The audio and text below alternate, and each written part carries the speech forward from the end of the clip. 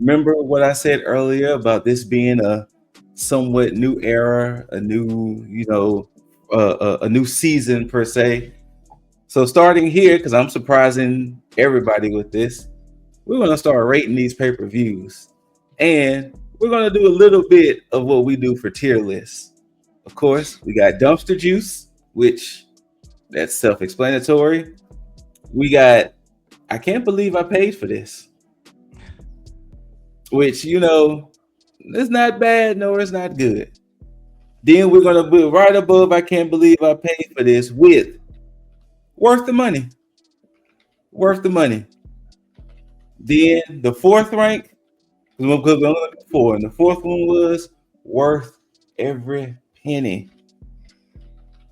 Gentlemen, what would y'all rank All Out?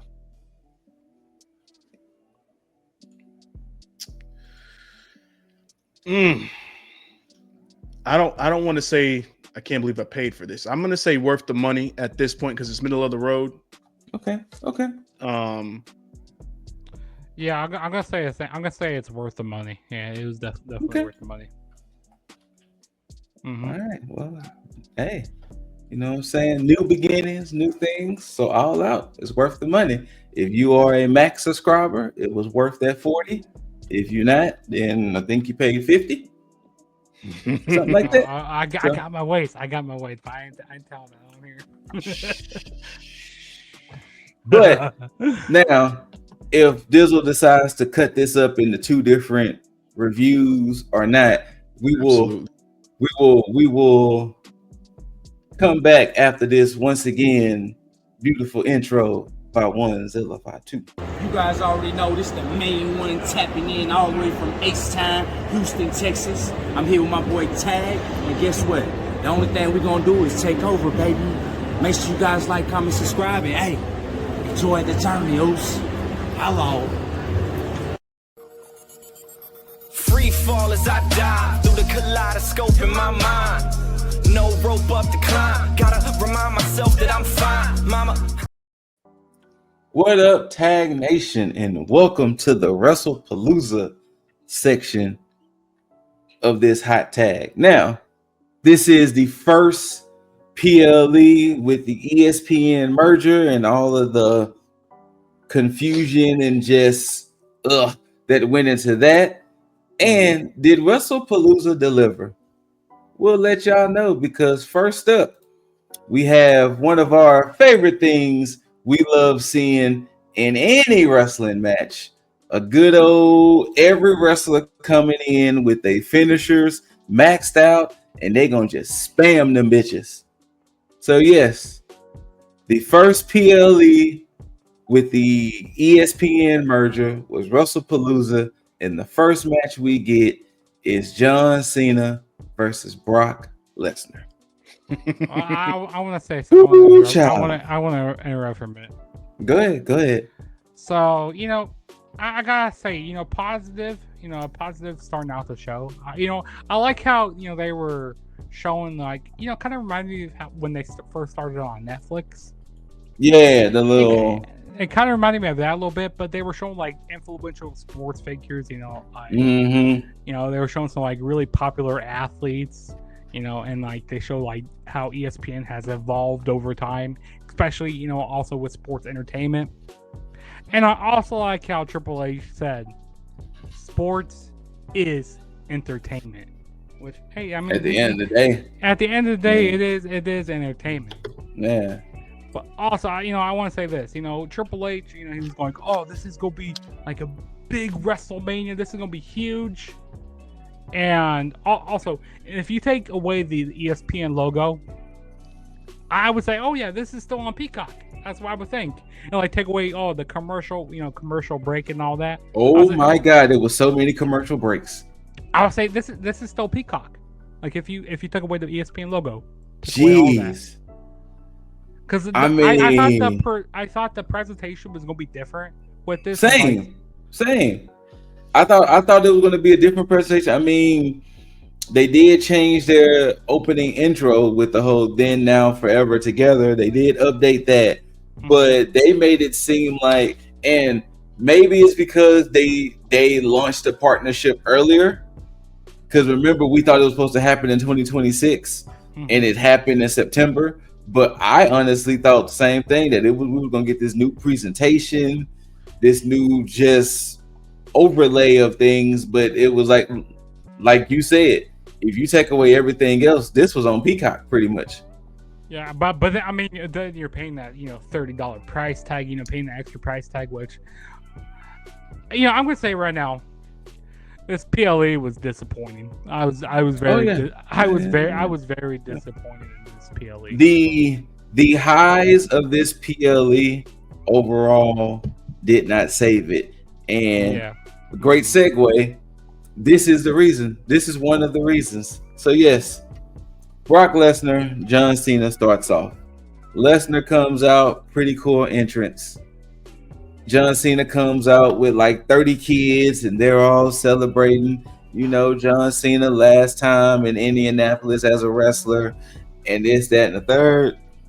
And then the match starts, and they really did nothing new. Nothing new at all. The only thing that happened differently was what Lesnar hitting like 5 consecutive F5s or some shit, but they literally did nothing new. Yeah. Because we thought we were gonna see Suplex City, but we saw F5 City. We saw both of them. He only did 2. True. And he counted them out. So because I was waiting, I was like, okay, well, because when he counted 2, I was like, okay, we about to get into Suplex City, and then he stopped. He was like, nah, we're gonna take a detour. Yeah, they took a detour to just finisher fest, and literally he beats John Cena, picks him up again, hit another F5, children crying, people are sad, and then Brock Lesnar leaves. John Cena gets up, thanks to fans, kind of losing only with 5 dates left on his payroll. I don't know. know. Well, I mean, there's a reason for that. Well, are they going to run this match back? They have most likely they're going to run this match back in Perth. Yeah, in Perth. Yeah. Oh my god. So yeah, most likely. Here's the ingenious part of it all. They kept showing all these children crying, and it's like, now, granted, I'm pretty sure they didn't have, those weren't child actors. I'm pretty sure those kids were crying for real, but they capitalized on it. So that way, and I can guarantee this, once they run this back, they're going to start playing the vignettes of all those children crying. Oh, absolutely. So Cena can get his get back and beat Monster Lesnar. This is all this was. And even if the kids weren't crying, they were going to make this. And I hate that I didn't pay attention to it on SmackDown when Michael Cole got beat down, when Graves, Michael Cole got bullied. Yeah, he got bullied, and Graves took the F5s. In the way that Michael Cole was talking about, I've been through this, been through that, and I've never felt so helpless. And this is what John Cena has to go up against. I don't know how he can do it. That was a glaring, just like it was like, is about to lose. It was. So yeah, that's how they're paid. So Brock is going to be the final boss, no pun intended, in this whole situation. So they're either going to run this at Perth, or they're absolutely going to run this shit at Saturday night's main event. Which, hey, it don't matter. And once we do the rating, it won't matter whether you pay for it or not, because it's going to feel like the same anyway. So yeah. Yeah, exactly. Yeah, this match was very disappointing. This reminded me of like SummerSlam 2014 all over again, just without all the suplexes. That one was better. Yeah, that one was actually that was better. And like I was more shocked when that happened. This right here, like, it's like this is nothing new that we're seeing right here. Nothing new at all. I mean, Cena got a little offense, and he tried doing the little 5-knuckle shuffle, but that didn't really go over that much. Because Brock Lesnar popped up, hit the F5 like 5 consecutive times, like you said. But yeah, Brock Lesnar wins. LOL. Yeah. All right, Next match. There you go. It was just In the next match, we got two Bron, two Uso, aka Braun Breaker, Bronson Reed taking on the Usos in a tag team match. Now, we did find out that LA Knight or La Knight was going to be special guest referee. Out the blue, what the fuck ever. And then pretty much he just let him run wild. It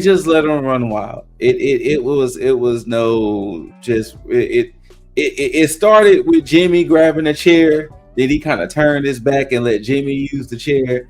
Then it kind of just divulged into just a free-for-all. And we did get a scary spot with Jey Uso hitting Bron with a chair, and somehow him hitting himself, and he split his forehead. How did he bust himself open? I don't know. Like I watched that clip so many times, and I was like, I still don't know how the hell he managed to do that. Like he clipped himself with a chair or something. Like I don't know. There was like a jagged edge on something. I think something probably popped off of the chair and like popped him in. It had to, because he was bleeding buckets. Like he's bleeding profusely. This match was pretty much paint by the numbers. Everything I expected. The only thing I didn't expect was the homage to the Hardy Boys with Jimmy doing the Swanton. Shout out to them for doing that. I guess they watched the Christian and Colt match against FTR and was like, hey, we got to do something too. Right.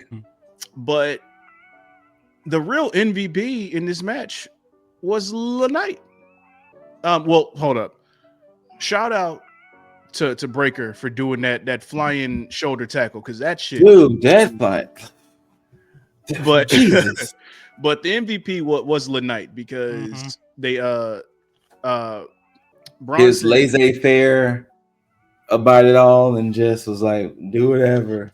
Oh, not even that. It's just I mean on the professional aspect, because Bronson was trying to set up that table, and then he acted like a real referee and was like, I'm gonna go ahead and fix this table real quick so that way good spot. And then when Jay got cut, you can see that he was visibly like trying to help him with the spots during that time. Like you can see like his heard him call. You heard him call spot. Well, you heard. I think it was Bron Break. Well, you heard him call spot to Bron Breaker. It was like spear or something. You heard him call. So he gave Jey Uso that spear, and then they did that whole double spear in the corner with the table. Of course, that's how the Brons won the match. Pretty much, that's how the Brons won. And also, I like how there is tension with Jay and LA Knight, because he was about to swing the chair on to. He was about to swing the chair on LA Knight, and LA Knight was like, "You trying to swing that on me on purpose?" Like he was getting really defensive about that. And then there was one other time, like they were on the outside of the ring, him and Jay were getting at it, and he was like, "Oh, you trying to do that on purpose to me?" And then like he even heard it. He said bitch. He said bitch at one point. Like you even heard him cussing. But Jay did move the Knight out the way. That's true. When Bron came charging for them spears, yeah. So, I mean, it's what it needed to do to continue. It did. Now, I mean, I ain't gonna say arguably, it was the best match of the night for the vacant women's world title. You had Stephanie Vaquer versus Iyo Sky, and these ladies went out there and delivered. Delivered. Like the Iyo is gonna give a good match, and we starting to see that Stephanie can do the same. And I just love how both of the pieces came together for this. And if it wasn't for this match and the next match, this pay-per-view would just been almost unwatchable. Yeah. Yep, I agree. This match, I got what I expected. Almost. I got 80% of what I expected. There were some spots where Stephanie did seem off. Yeah. I don't know if it was communication or it was because of the big lights or she got flustered, whatever, but there were visible spots where she was kind of just like she lacked a little bit. Iyo was on 10 this entire match. Like, she was handling her stuff. Iyo, I did predict Iyo to win this match because I assumed that they were going to turn her heel. That was my thing. Because I thought with the whole thing with Asuka and Kairi, you know, you had the whole thing of, you know, Iyo kind of telling them to stop and having that tension with them. I thought this was going to be a situation, and only because of the pivot that they made with Naomi, because Asuka ended up having heel tendencies literally right after Naomi started disappearing. So that let me know at that point that, okay, this is going to be a slow build, but now they're pulling the trigger on this now because she's gone. So they need a heel to go up against Stephanie, because I didn't see Naomi losing to Stephanie. So with that, I was like, okay, well, if they were going to have Stephanie lose anyway, that means they're going to turn Iyo heel, or they're going to have Asuka help Iyo to win this title and then start a storyline there, and then have Stephanie chase whatever's going on here and then have her eventually win. That was my thoughts on that. So when Iyo was trying everything that she could to win, I was like, okay, Asuka's going to come out, help Iyo, and then Stephanie's going to be able to not lose clean. They'll have a reason for her to actually lose and still stay strong. But they allowed her to pull out the spinal tap. Spiral tap, yeah. Which once that happened, I was like, well, fuck, it's a wrap now. Yeah. I didn't think I thought she might have hit the SVB to win, but I was surprised Iyo Sky kicked out of that. Oh, well, that's why. That's exactly that's why. But yeah, hey, she had to go for it. And you know, but I also like how Iyo, she had to pull down like both of her knee pads, because you're like, hey, you know, she cannot beat this lady. You know, she cannot beat La Primera. And you know, I'm happy there was no interference, because the previous two matches there were interference in both those matches. And because you said that, Juggs, it never clicked to me, because I had talked about it last week, and it didn't click to me to be like, oh, well, they're going to run this match clean because there has been so much interference. But I was so set on that fucking Asuka heel turn shit that I was like, oh no, this has to happen. But if I would have thought, if I would have thought what you said, I would have been like, there we go. But and then I felt like we're still going to be getting Iyo Sky and Rhea Ripley going up against like Asuka and Kairi. It's possible, yeah. Put a pin in that. But yeah, you could have picked anyone to go over, and it still would have been the right decision. Yeah, exactly. I'm glad that they're pushing these two, because you could have easily slotted a Rhea, a Becky, or anybody into this match. But I'm glad that they're putting confidence behind Stephanie as well as Iyo. Iyo still deserves a lot more attention and respect, because she has been an MVP within this year. I know that Liv Morgan has been like everybody's MVP for the first start of this year, but let's not forget that all the basically 5-star female matches within this year went through Iyo. Has all included Iyo Sky. Understand that, and that is not an exaggeration. That is not coincidence. That is because she is that fucking good. Facts. Well, like I've been telling them to put a pin in, Crown Jewel is pretty much set, because if you remember with Crown Jewel last year, they do champions versus champions. Stupid. So Stephanie is representing. So Stephanie is representing Raw, and this coming Friday we got Tiffany versus Jade versus Nia to see who will go on and represent SmackDown. Now, Stephanie was backstage after everything, and Nikki, I'm about to say her real name, Nikki Bella and Rhea Ripley started talking to Stephanie, and then Asuka and Kairi walks up, And Asuka and Kairi, started trading barbs with Stephanie about, and then Nikki was like, you need to respect the fact that she won and blah, blah, blah, blah, blah.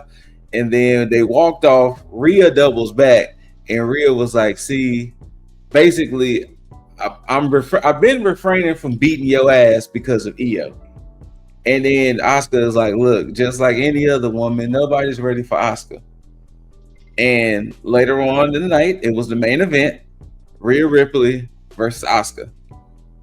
Rhea wins by a roll-up because Kairi was hesitant. Kairi has been hesitant to interfere and things like that.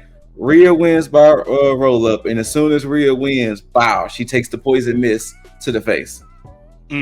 Asuka and Kairi was somewhat jumping on Rhea. Iyo comes out, and Iyo is like, hey, chill. And then next thing you know, she takes a spinning back fist from Asuka. And of course, begrudgingly, due to Asuka's command, Kairi does hit Iyo with the insane elbow. So just like how y'all just said, most likely in Perth, we're probably going to get Iyo and Rhea versus Kabuki Warriors. Listen, I want to make a sidebar about this. The best thing about Raw right now is currently the women's division. Oh, facts. Oh, absolutely. I love what the women are doing right now. Like, that's one reason that they're tuning into Raw each week. Facts. Like there's some things there's some things I don't like on Raw that much, but hey, that women's division is killing it. They're killing it right now. Yeah, but like we said earlier, Stephanie Vaquer is your new women's champion. And we get to our couples date of the evening. We got the world champ Seth Rollins and a continental champ Becky Lynch taking on AJ Lee and AJ's husband. To be honest with y'all, this was a fun match. It was fun. And it was the second best match of the night. I mean, considering what was here. Now this match should have been the main event. I was just about to say that, Juggs. This should have been your main event. Like, if this would have been slotted at the main event spot, I think that would have helped out a little bit more with my rating, which we'll talk about later on. Yeah, that would have helped out a lot more. But go ahead. Yeah, it was a pretty fun match, fun affair. I mean, we all know how this match came and started. You can definitely tell AJ is getting her reps back. I mean, she hasn't wrestled like that in 10 years. So you can see that they were using her in more of spots and, little things here and there, which, that's fine. You know what I'm saying? You got to knock the ring rust off. But shout out to Becky. Becky was doing what she needed to do to make AJ look good. Everybody played their part in this match. And I definitely had fun watching this match. And I also like how, CM Punk, no, not CM Punk, sorry. AJ, she was taking some moves from Becky Lynch. She even hit a curve stomp at one point in the match. We even saw Rollins, no, not Rollins. We saw Becky Lynch even locking a sharpshooter on CM Punk in the match. And then vice versa. We saw Punk put one on Becky Lynch. That was pretty cool.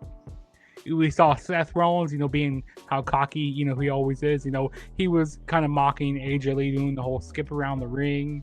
So I thought that was pretty cool. And then he ate a GTS from that. So that was nice. I wish we would have had a double GTS. I wish that's how they would have ended the match. Because seeing that Black Widow, I don't know. I feel like that wasn't devastating enough.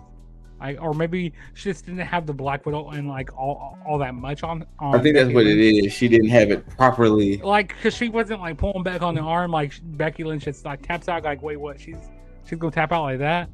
I feel like there was some stuff missing from the match. I feel like they cut out maybe some spots. Maybe they were running short on time or something. I don't know what it was. But the right team went over. Yeah, absolutely. It probably sets up Becky Lynch and AJ Lee, for the IC title in the future. First and foremost, that AJ's husband jacket, fire. I need it. fire. I need it. That jacket is fire. That's the closest I'm ever gonna get to bagging AJ Mendez. But yeah, the reason that I think this match was missing something was kind of an unfortunate situation, because you had to have this match for the storyline. Like there's no way, any position in any universe, any timeline, where you can have AJ come back, wrestle a few matches, and then have this match happen. This had to be the initial match that she came back for. Yes, exactly. So that it helped and hurt her, because this is a marquee match where you would want her to be at her absolute best. A match like this, for her to come back and then have that same match be the one that gets her ring rust off, is a horrible position to be in. So did she do well for this? Absolutely, because it's the best that she could do at this point, unless you were going to have her basically running reps with every fucking person that she needed to run with beforehand, which of course you can't do that, because then you would give away the fact that AJ Lee is training in the Performance Center, and then that becomes the worst kept secret. Even though everybody expected her to come back, nobody knew for sure. Kind of the same thing with Punk in AEW. But with this, she did the best that she could with what she's given at this point. Now it's a chance for her to set, which I believe 100% wholeheartedly, that she is about to look back at this and then run roughshod on everything. She's about to get in rare form. She's about to become like AJ 7.0 at this point. I can see that. And then we are going to see one hell of a match, possibly between her and Becky, one-on-one, or somebody else. But I can almost guarantee that AJ is about to just become Woman of the Year for 2026 for professional wrestling. I can see that. But yeah, there you go. AJ and AJ's husband with the dub. And for your main event of the evening, you have for the undisputed WWE Championship, Cody Rhodes defending against Drew McIntyre. Now, at some point, Dizzle is going to just blow a gasket, because I don't know if you went for Drew or not. I did. But okay, well, he definitely might blow a gasket. We can end the show right now, bro. Like we even got to talk about this fucking match. We can end the show right now. Okay, everybody. Cody wins. Crossroads. Boom. Flat. It was like, okay. This match was very disappointing. Now, apparently, word from the curb is they wanted Drew to win. And Cody wanted to lose also. He didn't mind. So apparently the proposed situation was Randall was going to interfere, which caused Cody to lose. Drew gets the championship. Cody chases again. Cody eventually gets it. Cody eventually goes against Randall. But for some reason, they just don't see it for good old Drew. I don't know what it is, but they just not seeing it for old Drew.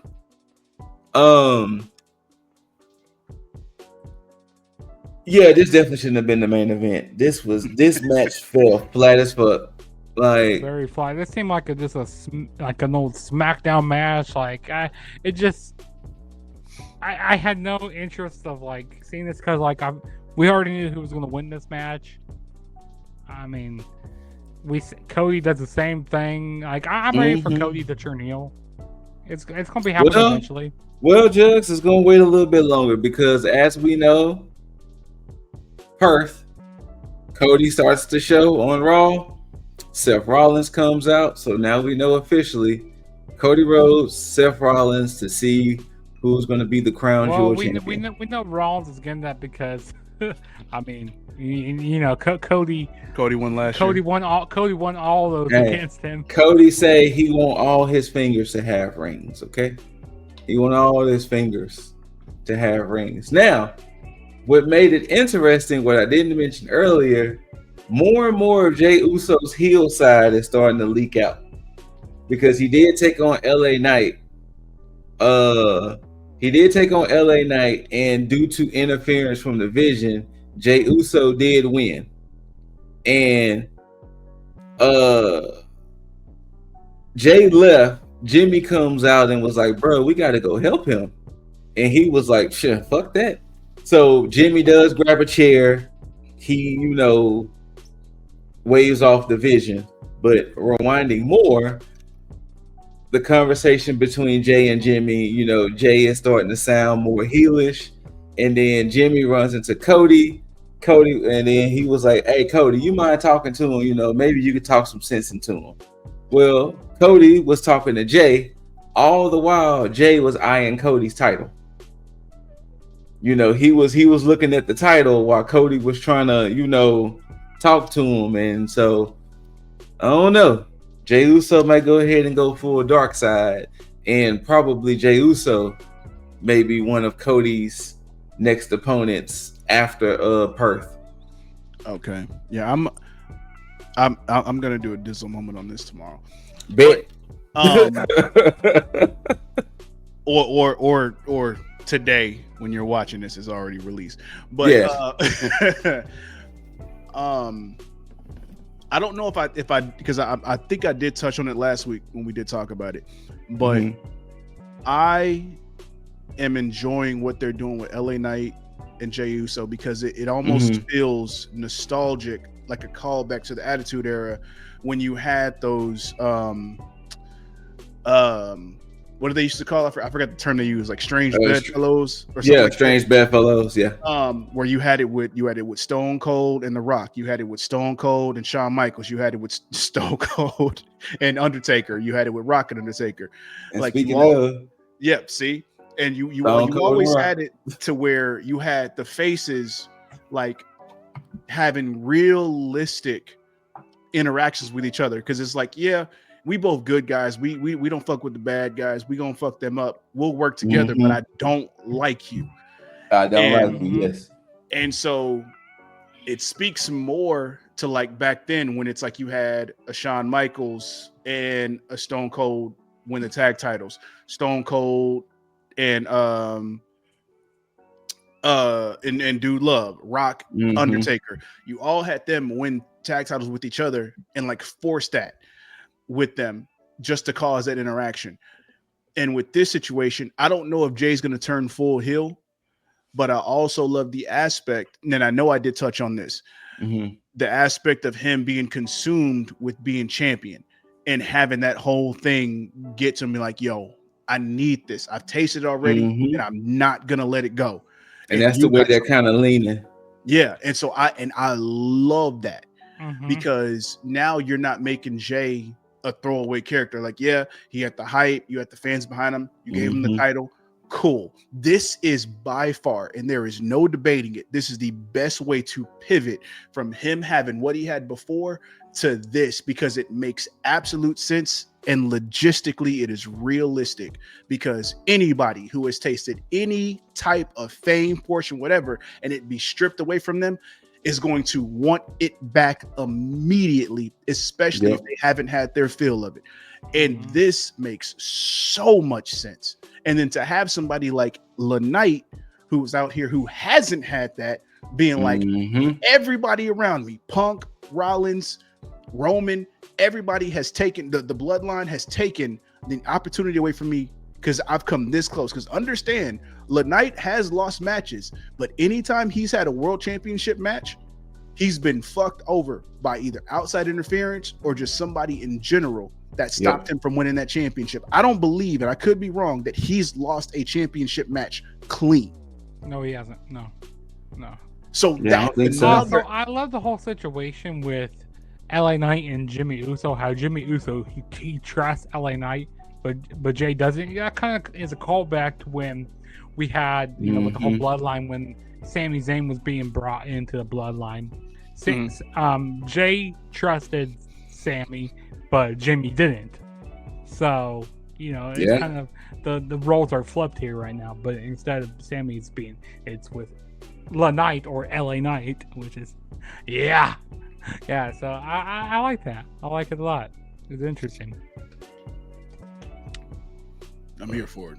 But yeah, no. Sorry. My bad. He thought he was going to get away from this shit. What's up? WWE. Stop fucking my boy over. Drew McIntyre did nothing wrong. Obviously, he did. He did nothing wrong storyline wise. I don't know what he did backstage. Storyline wise, he's not wrong. He was right about everything. He's right about everything. He's right about everything at the beginning of the year. And he's right everything, like everything. I don't give a shit if Cody is the face. I don't give a shit if you like his song, you like his wife, you like his daughter, you like his dog. You like his dog, you like fine. His tattoo. That's cool. You can like that. But at this point right now, and this is no disrespect for Cody, I fucks with Cody heavily. But just for the sake of the story and guys putting their work in, Cody doesn't need the championship right now. This motherfucker is busy. Let him do his shit. Let him film some extra. This motherfucker is guile. Let him go do some guile shit and Sonic boom his ass off of TV for a little bit while Drew can be champion and do some shit with this goddamn title. And hell, have him and Randall Keith do some shit. Yeah, at this point. Because Cody's about to be off TV again. Maybe. Because I guess they're going to force it. Because when are they going to Perth? It's the 11th. Yeah. What, October? Yeah. See, Cody's smart. This motherfucker here. Because see what he did? He went and filmed his shit, came back, said, okay, let's go to Perth. I'm going to fly back, and then we're going to finish filming while I'm in Perth. See, Cody, look, this is why I can't hate Cody, because he's smart like that. Because like that's what you need from a face of a company, being able to work that shit around. Cool. I respect that. But motherfucker, drop this goddamn title for just for now. Just for now. I agree. All right, so I know I just introduced it, but I think I kind of redefined it, and we could still come up with different names, but we're gonna start rating these pay-per-views, and that's what that dumpster juice. If you watch our tier list, dumpster juice, where that belongs. The next one we should have pirated. We should have just pirated it. The next one, worth the price of admission. And the fourth one, to give a shout out to Uncle Dave, a 5-star classic. This one is straight up. I already know it's easy for me. I'll tell you right now. Go ahead. Listen here. We should have been pirates here. We should have pirated because, damn, ESPN, you guys are freaking greedy over there, making us pay $30. And also, with all these TV providers, they're not all on there right now. It's like, it's a mess to sign in to ESPN Unlimited, and people are so confused with it. Like, you're like, wait, is it ESPN Unlimited? Is it ESPN Plus? And it's like, wait, it's not on like if you have ESPN as part of your cable package, you're like, oh yeah, you're not gonna be getting it with some certain cable packages, which is stupid as hell. But yeah, this pay-per-view was very disappointing. So there funny. were a few good matches, but yeah. Oh, you probably about to say what I'm about to say, Scoot. You go ahead. About the ESPN writer? Yep. Well, you know what? You go ahead, Dizzle. You go ahead. Look, if somebody off the same squad that is producing said PLE is calling this shit, for lack of a better term, lackluster. Yeah. Yo shit is trash. Yep, because he gave Wrestlepalooza a C. Yep. And you're not finna sit here because and he's basically praised and basically saying that the women's match and the nostalgia trip were the main things that saved this, which is true, because my only highlights of this whole show is the fact that the nostalgia trip with AJ coming back and then the women's match are the only salvageable things with this match and with this and you hear PLE. Consistence with a lot of people, like all over the internet, they're all saying the same thing. Absolutely. And again, no, that doesn't say that the tag match was bad. That doesn't say that the match between Cena and Brock was bad because I mean that was bad. No, the match itself is bad. Storyline wise, I get it, and I understand. There's a lot of people that's not going to understand it because they wanted Cena to win. Cool, I understand that. I get why they did it, but that doesn't change the fact that it was a waste of TV time for sure. And also, it's a waste of his kind of part of his retirement tour because like there's so many other people that Cena could be going up against, like a person. I feel like it's gonna happen. Maybe it might be his last match. Might be Gunther. I've been hearing a lot of rumors about that. It's gonna be a Raw guy. I would love to see it be Carmelo Hayes. Two Boston guys, but. He's not. Well, Cena's technically done with SmackDown. He's done with SmackDown, unfortunately. But dude, like they could have ran that back. They could have ran that so easily because Cena like in the Miz, and then that would be a great way to segue into Cena and Melo. But hey, we're not writing, unfortunately. But I mean, it's probably going to be Cena and Gunther, or maybe it could be Cena and Dominic. That'll be another good one I would love to see. Or Cena, he's probably going to be a part of the War Games match as well. He's probably going to be. That's going to be probably one of the possibly because he's never been in the War Games match, and that would be a great way to check off a lot of boxes as well. Well, yeah, I mean that's true. With certain people in the match. I don't know if I sent this to y'all, but I'm gonna read something from the light skinned Kingpin, aka Ricochet. Oh, yeah. Also, what's funny to me is how a show where they have said over and over that they're on a real sport is more of a TV show about wrestling company, but they are on ESPN, a sports TV channel. Make it make sense, LOL. The second comment, I know our show was way better than a C. Hashtag Classic Ricochet. I mean, he's not wrong. He's not wrong. He's now he would be wrong in a sense if you take the entire card into account. Yeah, because then it becomes middle of the road. But if you just judge it by good matches versus good matches, then yeah, AEW does go over that because of quantity of good matches that they had. Yeah. But their card was a lot big, was twice as big. So of course you should win. Yeah, I mean, because of the women's match and nostalgia trip, this is more on the should have pirated stance. I would never say that it's dumpster juice because it wasn't entirely bad. Like, but it was more like you could have easily put this on a Raw or SmackDown and made it a good show. And like I said at the beginning of the show, if you took away the ESPN logo, I would have known it was on ESPN. I thought, okay, yeah, it's on Peacock. It's still part with NBC because, like I said, they didn't change any presentation. They hyped this show up way too much. Maybe I have my expectations up way too high. Well, that's their fault. That's their fault for doing that because they did overly hype this for no fucking reason. And because it's like they overhyped, underdelivered heavily. Especially this is going to be a show where you're expecting people to pay more and then go to the links of saying, oh yeah, people will pay more for this because of what we deliver. And then you deliver shit. Papa H, you said there's going to be some surprises. There were no surprises, and you can't say that. Oh, whoa! There was a surprise. You gonna talk about Stephanie being inducted to the Hall of Fame? That ain't no surprise. There ain't no surprise about that. There ain't no surprise. Could have done that shit on a Raw. Also, Stephanie, hey, you're gonna have to lock me up in jail. You're gonna have to lock me up. Hey, Juggs. We blew the budget to get you out of jail from Stephanie and Iyo, okay? Well, look, you're going to have to blow it again because Stephanie was somebody who you could, like, for real. I mean, like, back in Jericho was talking Christ. About them we are going off the rails.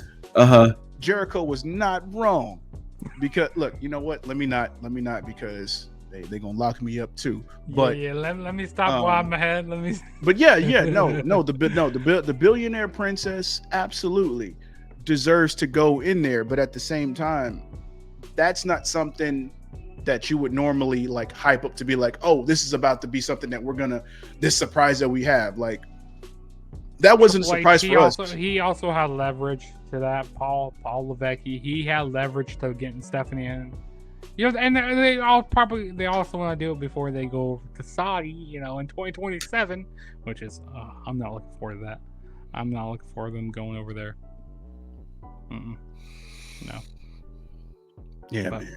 Yeah. I mean, but yeah, this show was what it was. I'll pretty much. But I mean, it wasn't something that I'm gonna go back and watch again. Like there's no real matches. Like, again, I understand the Iyo and Stephanie Vaquer match was really good, but it's not something that I would go back to willingly. Like, if it came on, I'd watch it. Yeah, but it's not the WrestleMania triple threat match. It's not the SummerSlam triple threat match for the women that I'd watch.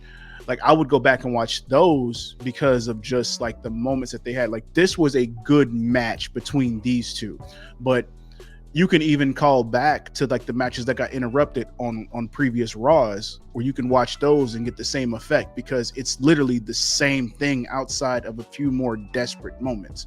But those triple threat matches that the women had, you're not gonna always get those on a Raw. Like, those those hit different. So and the same thing with Iyo and Rhea at damn, what was it? Evolution. Yes, correct. That match, that's another match that I'd go back and watch because of just how good that match was. So yeah, this PLE is forgettable. Sorry to say. That's my 2 cents on it. All right, well, hey, I mean, that's pretty much it. This one, you can go ahead and sign the zone out of here. Most definitely. Well, wait. Before sign us out, special shout outs to Zilla Fatu. Big shout Literally at the convention, he was just walking around, and I was like, that gentleman looks familiar. Then when he turned around, I saw the 4th Roast Championship. I was like, that's Zilla. Chopped it up. And he was more than willing to give us that drop there. So big shout out. I'm sorry I couldn't be there because it would have been a longer conversation. And look, and he seemed like he would have been down too. Like, he was there. Because I think he still lives out here. Yeah, he does. Yeah. And the first thing he said to me, which really made my day, the first thing was like, "Oh, what up, Oos?" And I was like, he called me Oos. He called me Oos. You know that means you win with the family. You know I'm there. I'm there. Part of the family. But yeah, so definitely big shout outs to Zilla. Like, cool, absolutely cool individual. But yeah, now Dizzle, go ahead and sign us out for this new era of tag, because I think this is our third era now that we something like that, yeah. Because there's about to be a lot of stuff on the horizon. So also, my new name is Mustache Juggs. This guy, he got the Dominic Mysterio. Yep. He started his Dominic Mysterio. Whether you loved it, hate it, don't forget to rate it. Thumbs up, thumbs down. Leave all your comments, questions, concerns down below. Make sure you tag that subscribe button, tag that like button, tag that notification bell. Make sure, because it's going to be in the end card, to go ahead and transfer over to Juggs' channel. Give him a like, subscribe, and all that good shit so you can watch the shit that he drops, because he be dropping shit like fucking crazy. Retros.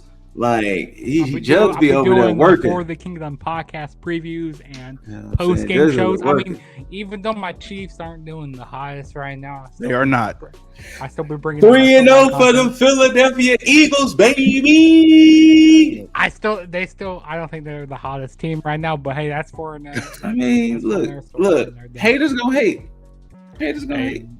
But of course, as we always tell everybody, because again, we want y'all to join in too, because we want to include everybody, not just the bros in this one, but good old warm up the hands for that good old too sweet, and everybody. Wait, I got so much hardware. Hold on. Seen this guy with a good old bada bada bada bada bada bada bada bada bada bada bada bada bam. And of course, you know what? I'm gonna be nice about this. I'm gonna be nice about this. Everybody, leave your congratulations down for Scoot, because he's the only 1 and 2 time double champ in tag predictions history. That's the only time I'm gonna give him props. Pure dominant fashion. Now, first one has the asterisk, but it's okay. Whatever. It's still just so until pretty. You see these handsome faces and hear these immaculate voices, we bid you all adieu. And until next time, you beautiful, beautiful, beautiful, beautiful, beautiful, beautiful mother effers, tag the fucketh out. Dollars make a way to make a change. Gotta be insane to make those same mistakes again. So I'm switching lane to lane.